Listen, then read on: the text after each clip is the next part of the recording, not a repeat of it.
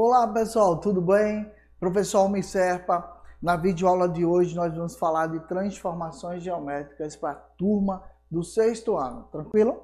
Bom, nossa equipe de hoje, a Magna está aí fazendo o nosso apoio na transcrição para vocês. E a Ellen está do outro lado, vocês não estão vendo, mas é o nosso apoio técnico, tá bom? Bom, rapidinho, tem um recado de um professor que ele assiste nossas videoaulas e indica muito para os seus alunos, tá bom? Professor, ele faz isso sempre que ele pode e aí ele está usando nossas aulas como referência para os alunos. Professor Justino Pereira, da Escola Jornalista Costa Porto, tá? Lá de Jaboatão Baixo. Professor, obrigado, viu? Estamos juntos e valeu mesmo por estar usando nosso apoio aí.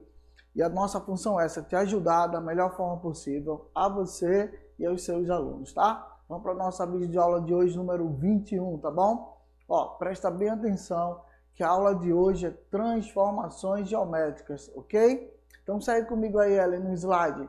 Por favor, vamos lá. Vamos mostrar para esse povo a nossa videoaula. Olha, primeiro, como sempre, se não dá para começar com história da matemática, a gente começa com conceito, tá? Então, o conceito de construções de figuras semelhantes é um processo de aumentar alguma coisa, mantendo as formas ou características, isto é, a mesma forma é conhecido como ampliação, tá? Aumentar ou diminuir ou rotacionar, depende de vários fatores. A gente já ministrou aula sobre isso também no sétimo ano, mas fica ligado que a gente vai falar agora sobre figuras semelhantes. Então eu posso ampliar ou até reduzir, mas que elas se mantenham as proporções e a sua forma, tá bom? Então, quando a gente amplia alguma coisa, uma figura geométrica, por exemplo, obtemos outra maior, só que com ângulos equivalentes e medidas de lados correspondentes proporcionais. Não esquece disso, ok? Toda vez que ampliar, vai acontecer isso. Eu vou aumentar a figura, mas manter suas características, seus ângulos e, é claro, sua forma, tá bom? Normalmente a gente faz isso em sala de aula com a malha quadriculada, que é para dar o apoio, tá bom? Então vou dar um exemplo para vocês agora sobre um pentágono que foi ampliado duas vezes, ou seja, nós dobramos o tamanho do pentágono, tá bom? Então o pentágono 1 seria esse aí, ó, da animação, e para fazer ele se tornar duas vezes maior, eu vou duplicar, claro, as medidas dos seus lados, tá? Seguindo a mesma forma e proporção, ok? Então esse seria o dobro do primeiro. Tá claro, gente? Tá bem claro para você? Então, presta bem atenção, não mudou a forma alguma. O que foi que alterou? O tamanho. Esse 2 é o dobro do primeiro, ok? Então vamos lá. O processo inverso da ampliação é conhecido como redução, tá bom? Então, se eu aumento, eu estou ampliando. Se eu reduzo, tá?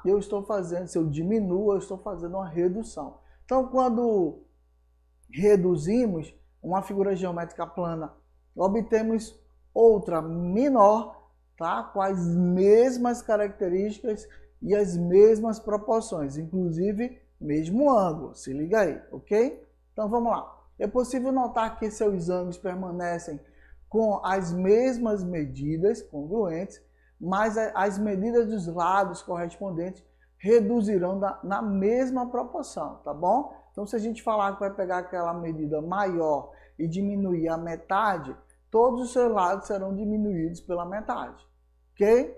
Ficou claro? Então segue comigo aqui, ó. Um exemplo. Note que o quadrado foi reduzido 3 vezes. Como é que isso acontece 3 vezes? Como é que a gente faz para reduzir esse quadrado? Preste atenção, ó. Bem devagarinho comigo, ó. Eu vou pegar uma parcela do quadrado, tá vendo, ó? Ó a animação, ó. Ao lado dele. Para reduzi-lo 3 vezes, é claro que seu lado tem que ser dividido por 3. Então, cada lado do novo quadrado tem a terça parte do quadrado maior, do jeito que você está vendo aí na animação, ok? Então, ao reduzir e ao ampliar, eu sempre levo em consideração a medida dos seus lados e, claro, mantendo o ângulo e a forma. Então, só trabalha a proporção em cima, ok? Tá claro? Então se liga aí comigo, ó. Malha quadriculada, plano cartesiano que vocês já conhecem. E aí eu vou falar um pouquinho sobre o sistema de coordenadas. Não esquece, essa aí que tem um X nessa horizontal, nós chamamos de domínio, tá? E esse aí que tem um Y, nós chamamos de imagem. Normalmente a gente os relacionam como ordenadas e abscissas, tá? Ou abscissa e ordenadas, mas normalmente a gente coloca sempre domínios e imagem. X sempre na horizontal e Y na vertical, tá bom? Só relembrando o nosso conceito de plano cartesiano. Ficou claro? Abscissas é o X, ok? E aí tem origem, que é o ponto de divisão da reta. Tudo que está do lado direito do X é positivo. Tudo que vai ficar do lado esquerdo do X será negativo. Tudo que ficar acima do Y é positivo. Tudo que ficar abaixo do Y é negativo. E esse zero é o ponto de encontro das origens da reta dos eixos das abscissas e dos eixos das ordenadas. Ok? Tá claro? Então segue comigo agora para você entender o quadrante. É só revisão, tá bom? Primeiro quadrante tem todos os valores positivos, porque ele está do eixo Y acima e à direita do eixo X, ok? No segundo quadrante eu ainda tenho o eixo Y positivo, mas o eixo X é negativo. Se liga lá, tá bom? Terceiro quadrante é esse, em que todos os seus membros vão estar negativos. E o quarto quadrante, apenas o eixo Y vai ficar negativo, ok? Tá claro aí a divisão dos quadrantes? Tudo na malha quadriculada para você. Agora segue comigo que você vai ver quem foi que desenvolveu isso há muito tempo atrás. As coordenadas do plano cartesiano têm seu nome merecidamente, tá? Pelo René Descartes, que é esse aí, grande filósofo, que dizem que é matemático, mas formado em teologia, formado naquela especificidade do pensar nesse período em que viveu, 1596 a 1650. E é claro, esse grande oficial do exército francês usou fundamentalmente e sistematizou a técnica de localização no plano. Até porque ele fazia isso durante as invasões do período das guerras, tá bom? Então ele usou como referência X e Y, que são os eixos das abscissas e ordenadas. Na verdade ele usa como referência, mas quem dá a nomenclatura é outro grande matemático que a gente vai falar depois, ok? Então tá aí o plano cartesiano para você ter a representatividade cartesiana em homenagem a René Descartes. E agora que a gente falou um pouquinho da história da matemática antes do conceito, não se preocupa que vamos lá pegar o conceito de polígono agora, que é importante. Por quê? Nós temos uma construção geométrica dentro de um plano cartesiano de uma malha quadriculada e eu não posso deixar de fora a ideia, a origem do conceito de polígono. O que é polígono? Traz para mim aqui, Ellen, por favor, para a gente conversar um pouquinho. Se liga aí. Polígono é a reunião de uma figura plana formada por linhas fechadas, tá bom? Simples, ok? Composta por segmentos de reta, tá? Reunida com a região interna, ou seja, eu não posso ter como polígono, né, de forma muito generalizada, uma mistura de linha curva com linhas retas, linhas simples, fechadas, tá bom? E nesse entorno, dentro desse contorno, nós podemos calcular a área, ok? E o seu contorno, nós calculamos o perímetro. Ficou claro? Tá tranquilo? Então vamos voltar lá para o slide para vocês entenderem mais claramente comigo agora na apresentação. Presta bem atenção. Ó. Em outras palavras, uma figura que seja considerada um polígono, ela não pode conter lado que faça curvas. Vou te mostrar aí alguns, tá? Dois seus lados não podem se cruzar. Então, ó, começamos a exigir certo? Um certo padrão para a figura plana, tá bom? Primeiro, não pode ter em seus lados uma formação curva e depois não podem se cruzar. Ficou claro? Então, os lados não podem se cruzar e não pode conter abertura, é fechada. Lembra do conceito? Bom, então vamos lá. A seguir das observações, três não polígonos à esquerda e um polígono à sua direita. Presta bem atenção. Esse que parece aí mais uma letra A misturada com a figura não é polígono, tá? Polígono, eu tenho aí um triângulo. Mas esse outro que parece um sorvete que está antes do triângulo não é uma figura plana, tá bom? Não quer dizer, não é um polígono, tá? Figura plana, sim, mas não é poligonal, tá bom? Então, não polígono é esse que está aberto na forma do A e que se cruzam. O do meio que parece uma letra U, que você está vendo aí, e o outro que parece mais a imagem ou o contorno de um sorvete, tá bom? O único que é polígono é o triângulo aí, que é a figura fechada, tá bom? Fechou? Agora vamos lá para um exemplo, ó.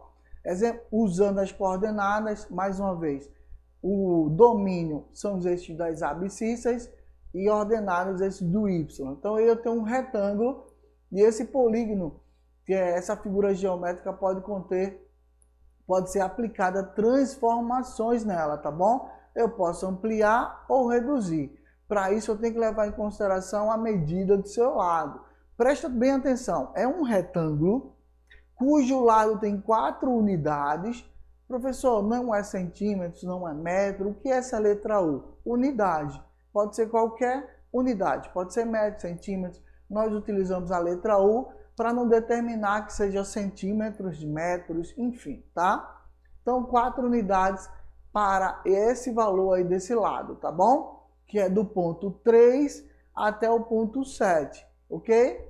E 7 unidades, que é do ponto 2 aí nas abscissas até o ponto 9 confirmado, ok? Como ele é retangular, é claro que o lado oposto aí, paralelo, também tem as mesmas medidas, tá bom? Então, para ampliar essa figura, basta multiplicar por o mesmo número. Você vai multiplicar o 4 pelo mesmo número, o 7 pelo mesmo número, e ela vai se ampliar um pouquinho, tá bom? Então presta bem atenção. Vamos seguir comigo? A ampliação. Quando nós multiplicamos as medidas de uma figura plana por o mesmo número não nulo, obtemos segunda figura plana, que é uma transformação no plano da primeira.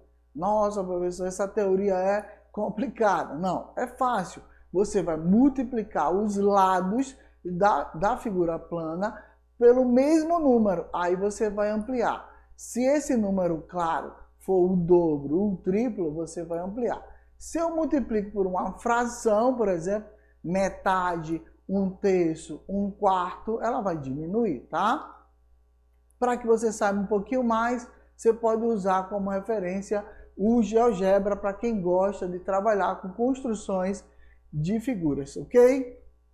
Então vamos lá, relembrando conceitos, já sabemos quem é abscissas ordenadas, x e y. Eu tenho uma figura aí, ó, 2 unidades que tem seu lado aí e por 4 unidades, um retângulo na figura azul. Então nós vamos levar em consideração a linha das abscissas, que tem o ponto aí, ó, ponto 2 até o ponto 6 como referência para 4 unidades, e depois a linha das ordenadas, que eu tenho o ponto 2 até o ponto 4. Confirma? Tá olhando direitinho? Então preste atenção comigo, ó. Por exemplo, se a gente multiplicar todos esses valores por 2, né? Eu vou multiplicar 2 unidades por 2 e 4 unidades por 2, a figura A agora vai passar a ser uma nova figura, que eu vou chamar de figura B. O que eram 2 unidades para essa medida aí da altura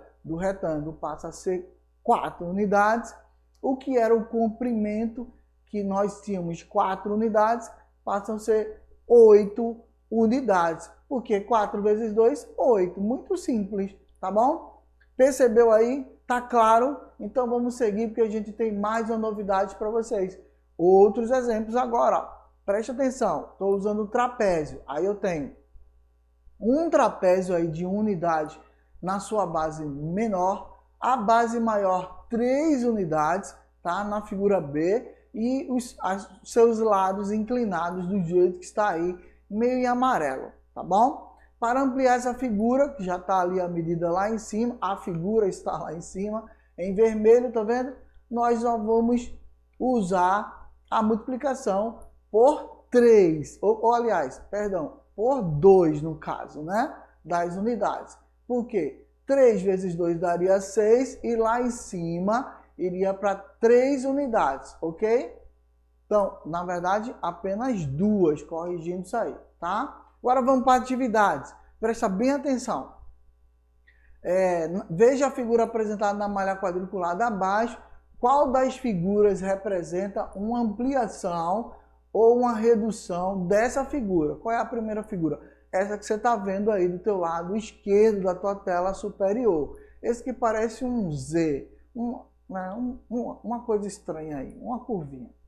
E a letra A é a letra B, é a letra C ou a letra D? Ora, ela está falando que houve uma ampliação ou uma redução, tá? Para isso a gente tem que olhar as proporções. Vamos olhar com calma comigo? Presta bem atenção, ó. Vou ampliar um pouquinho mais para você entender. Olha quantas unidades, quantos quadradinhos nós temos aí na parte superior. Tá em vermelho, tá acompanhando? Quantos quadradinhos eu tenho aí, ó? Eu tenho 2, 4, 6 quadradinhos, ok? E aqui eu tenho quantos quadradinhos? São 4 quadradinhos. Então eu já sei a proporção da original. Agora, será que isso se mantém reduzido ou aumentado nas respostas? Vamos verificar? Aqui embaixo eu tenho 2 quadradinhos e aqui que é outro ponto principal eu tenho 2, 4, 6, 7, 8 quadradinhos, tá bom? Então vamos lá ver se a gente consegue manter essa proporção. Segue comigo bem devagarinho, ó. Veja quantos quadradinhos eu tenho aqui e veja a proporção dessa. Na que eu tinha 6 passou a ser 3, ok? Nesse pequeno. E na que eu tinha 6 continuou 6. Então não houve nem redução, nem aumento na letra A, ok? Continua a mesma. Já na letra B, diminuiu pela metade, ó. Eu tinha 4, agora eu tinha 2. Eu tinha 2, agora eu tinha 1. Então nessa letra B, houve uma redução. Será que é verdade? Vamos verificar aqui no comprimento. Opa, eu tinha 8 lá em cima, agora eu tenho 4 aqui nessa, tá bom? Então a letra B é a redução da figura original. Fechou? Vamos ver se nas outras estão assim. Eu tenho 3 aqui e lá era 2. Então essa aumentou 1 quadradinho.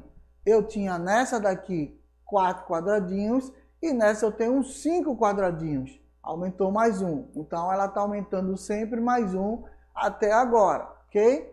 E nessa aqui eu tinha, lá nós temos 6 na original, e nessa aqui eu tenho 7. Aumentou também 1 quadradinho. Vamos ver a altura?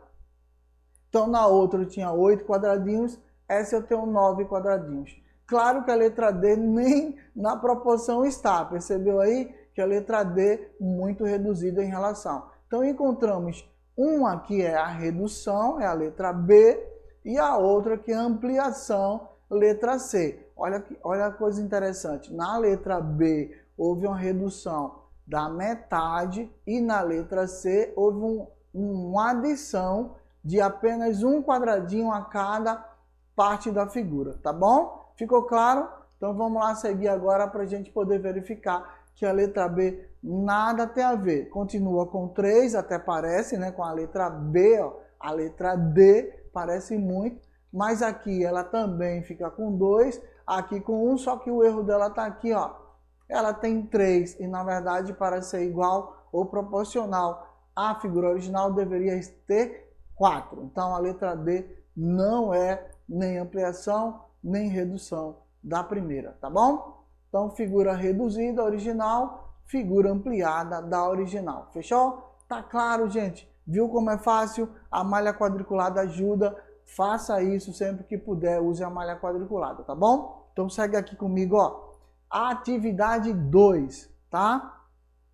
Dado um retângulo ABCD, abaixo verifique quais dos retângulos seguintes são semelhantes a ele e, se for, dê a razão da semelhança. Bom, agora você sabe que existe uma proporção entre eles, tá bom? Como é que a gente acha a proporção? Nós dividimos um valor, o maior pelo menor ou menor pelo maior, tanto faz, e achamos uma constante. É muito fácil. Lembra lá de razão, proporção? A gente vai usar aqui agora. Vamos para a nossa solução, presta bem atenção. Ó, eu vou usar o retângulo A, que é 5, tá? Para a altura e 8 para sua largura, ou seja, a ideia aí do comprimento, né? Ok? E vamos fazer um comparativo comigo. Ó, 15 para 5. Espera aí, professor, está comparando o A com quem? Com esse rosa aí, tá?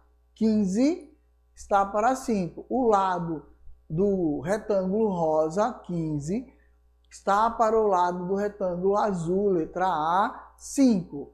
Aí vamos achar a constante? 3. Agora vamos ver se o 24 dividido pelo 8 também dá a constante. O 24 do retângulo rosa dividido pelo o lado do retângulo da letra A, 24 por 8 também dá 3. Então, ó, há uma proporcionalidade e a razão de proporcionalidade entre os dois é 3. Ou seja, o retângulo A é 3 vezes menor que o retângulo rosa que está aí sem destaque. Agora vamos comparar, então, 3 vezes menor já ficou claro. Vamos ver o B. Vou comparar 15 com 20. Tá? O lado do rosa com o lado do retângulo azulzinho aí, letra B. 15 dividido por 20, simplificando, dá 3 sobre 4. E fazendo a divisão, 0,75. Ok? Então, uma constante é 0,75 dessa primeira. Vamos ver se vale para 24 e 30? Vamos lá, então. Vezes 100 dá 75%, ou seja, o lado do retângulo rosa em relação ao lado do retângulo B, tá? Ele é 75% da proporção. Ó, agora eu vou fazer com 24 e 30, tá bom? Simplificando, dá 0,8, multiplicou por 100, tá? Dá 80%. Ó, percebeu que são valores diferentes? Um dá 75 e o outro dá 80. Então, eu não tenho uma constante que serve para ele por completo. Então, esse não tem proporcionalidade, tá bom? As proporções não valem para a altura e a largura, são distintas, tá bom? Então, agora, passando já para a terceira questão, para a gente começar a finalizar, tem um desafio aí para vocês, presta bem atenção. Eu vou ler com calma esse desafio para você, para que você tenha uma ideia de como que a gente pode ajudá-lo a você entender a questão. Por quê? Porque você vai pegar a resolução desse desafio, vai mandar lá no Instagram, Robertão da Transmissão, tudo junto, sem acento, vai mandar para a gente aqui, para a gente poder mostrar o quanto você está nos empenhado e nos ajudando a resolver nossos desafios, tá bom? A figura abaixo aí mostra um polígono desenhado em uma malha quadriculada, em que todos os quadrinhos têm o mesmo tamanho. A malha é perfeita, tá bom? E o lado de cada um deles corresponde a uma unidade de medida de comprimento, ou seja, a imagem está reduzida, mas cada lado desse quadrinho vale 1 centímetro, tá bom? Uma unidade de medida de comprimento. 1 centímetro, 1 metro, uma unidade qualquer, tá bom? Duplicando-se as medidas dos lados desse polígono, o perímetro do novo polígono ficará como? Preste atenção, duplicando-se, tá bom? Leve em consideração isso e não esqueça que para construção de figuras semelhantes, eu preciso de duas relações. Quando eu amplio, eu multiplico todas as medidas dos lados e por um único valor, e os ângulos e a sua forma continuam proporcionais, e quando eu reduzo a mesma coisa, só que na redução eu vou multiplicar por meio, 1/3, 1/4, eu sempre vou reduzir, tá bom? Deu para lembrar disso? Tá claro? Ficou bem claro para vocês? Então entenda, usa a malha quadriculada que vai dar teu apoio e não esquece de estar plugado nas nossas redes sociais. Até mais, um forte abraço.